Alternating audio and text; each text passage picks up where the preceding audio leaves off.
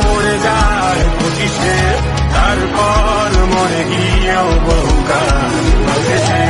কিছু মানুষ মরে যায় 25-এ, তারপর মরে গিয়েও বহুকাল বাঁচেছে। শৈশবের স্বপ্নগুলো লিখে রেখেছিলাম ড্রয়িং খাতায়, সময়ের ভাজে ভাজে হারিয়ে ফেলেছি সব স্মৃতির পাতায়। শৈশবের ইচ্ছেগুলো